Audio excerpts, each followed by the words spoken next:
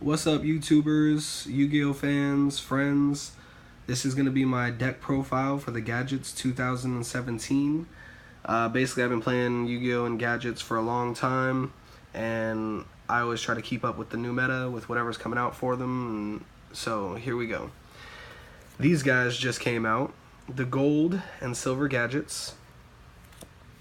I run 3 of each. They are basically 10 goldfish, and then if they get destroyed by either battle or card effect and sent to the graveyard, you can special summon another gadget from the deck, but you can only use one of the effects. So it's a little weird, but really good though. Really good, really fast.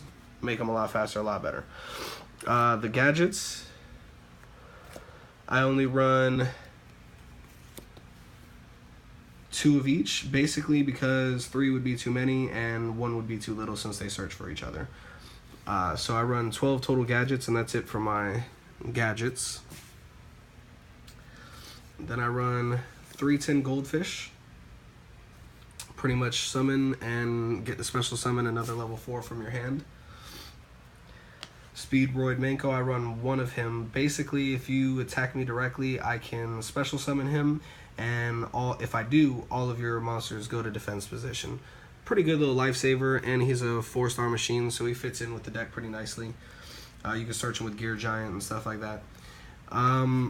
Trap Trick Mermelio works like a gadget. When it's summoned, you get to search a trap hole trap card. So pretty cool. Also, if it gets special summon, you can pop a backfield. So really good, and it's a 4-star, so it can be exceeded with and all that stuff. That's it for my 4 stars. And this is my last monster right here, Maxi. I run 1 of him. I would run 2 for this meta to be able to draw a bunch of cards, but I only have 1 right now, so that's what I run, and that puts me at 19 monsters right there. So that's it for my monsters. For my trap cards, since I run the Trap Trick Mermelio that pulls trap hole cards to my hand, I have 1 bottomless, 2 void trap holes. Basically, the void trap hole says that if they special summon a monster with 2,000 or more attack this turn, and they try to use its effect, negate it, and if I do, destroy the monster. So pretty good. So that's the 3 of those. Then I run 3 Call the Haunted. Really good. Same thing, talking about the Trap Trick monster. If I bring her back with Call the Haunted, I could pop a backfield. If I bring a gadget back, I can search for another gadget. Or if it's a gold gadget or silver gadget, I can special summon from my hand. Or if it happens to be a gold gadget, silver gadget, and the Call the Haunted gets destroyed, I can always special from my deck another gadget. So either way, a lot of plays that can be done with Call the Haunted in this deck. So I run 3 of those. Then I run 1 Compulse and 1 Warning, since you're only allowed to run 1 of each of those, and I love these cards. Won me a lot of duels. And then 2 Mirror Force. These would be Solemn Strikes, but Solemn Strikes is like $60 for 2 of them, and I don't really have that kind of money right now, so I'm running 2 Mirror Force for now. But in a perfect world, they would be Solemn Strikes. That would be my 10 trap cards, and that would be it for my traps. For my magics, I run 1 Raigeki, since you're only allowed to run 1 boss-ass card, 1 Dark Hole, and to continue with the destruction, I run 3 MSTs and 1 Double Cyclone.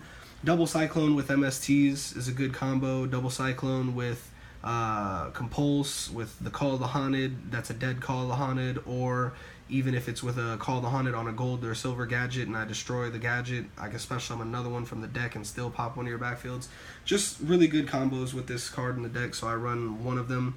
And the MSTs and stuff are mainly for like pendulums and different stuff like that, because I know this meta, a lot of people running stuff like that. Or backfield like macros and stuff, whatever, fuck them. So that's my destruction magics. For my special summon magics, I run an Iron Call, just 1 for now. I might bump it up to 2, I'm not 100% sure. But basically, if I have a machine on my side of the field, I can special summon another level 4 or lower from my graveyard. And if I do, its effect is negated, destroyed at the end of the turn. It would be used mainly just for exceed summoning and stuff like that anyways. So there's that. one double summon. Reason why is because there's times when you open up with a garbage hand, let's say, and if you have this and literally just one gadget, let's say green gadget, yellow gadget, red gadget, doesn't matter, just this and that, you have a good hand starting off. So I love this card, works really good with this deck. I run gadgets differently than most people do. I actually run it with the Chaos Exceeds. So I run 2 Numeron Force. Numeron Force lets me Chaos Exceed into my bigger Exceeds that do some crazy stuff. And if I activate this and it works, I also negate everything else on the field face up. So like macros, skill drain, stuff like that. Limiter removal.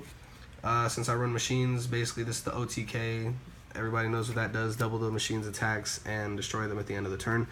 That gives me 21 total magics and traps, which rounds my deck off to 40 cards. So I run 40. That's everything right there. Now for my Exceeds, I run 3 of the Gear Giant. I would more than likely run 2 and then 1 Daigusto, but I don't have Daigusto Emerald right now, so I run 3 of him. And that's my Searcher and whatever. Also, I could use the Limiter removal with 2 of him, and if I get them to attack directly, it's game. So they're pretty good. 1 Utopia and then 1 Ray V. Basically, Ray V, if I Chaos Exceed him, I can put him on top, remove 1 material from him, destroy 1 of your monsters. If I do, you take damage equal to the attack of the monster. So that's for the Chaos. I would probably run a Utopia Lightning also. I don't have one though, so that's whatever. This is the main reason why I run the deck with the Chaos Exceed form. Is like I love 101 and I love the Chaos Exceed. Basically, if I Chaos Exceed into him, he can snatch. Doesn't matter if they're in attack or defense with him. And if he goes to the graveyard with material underneath him and he's in the graveyard, he can come back and I gain life points. So really good. I like them. That's it for my Chaos Exceeds though. For just the regular Exceeds, I run 1 Gaga Cowboy, 1 Abyss Dweller. Gaga Cowboy I only run just because everybody swears by him, honestly. I don't really know if I like him or not. I might run Heartland Draco or something different, but Abyss Dweller basically stops graveyard effects. Really good. Castell, basically I can remove 2 materials, send any card on the field back to the hand. And then Dark Rebellion, basically cut your monster's attack in half, and then he gains the half of the attack that he just cut it by. That's it for my 2s. I also run 2 3-star or 3 4-stars. Yeah, so it takes 3 4-star monsters to bring these guys out, and I run 2 of them. Basically, he says, Deltaros says, you cannot negate any of my summonings, and I can remove 1 material, destroy 1 card on the field. And this guy is basically Trishula for Exceeds. So, really good. And that is it for my deck. My side deck is basically going to be like 2 Prohibitions, probably 2 Imperial Iron Walls, and probably a bunch of different Exceeds just to switch out according to whatever I'm up against. Like, I might run Ragna Zero in his Chaos form just for different decks. But anyways, comment at the bottom, let me know what you think, give me some criticism, anything, let me know what I can critique or whatever. But this is what I got so far. Thank you for watching, and peace out, YouTube.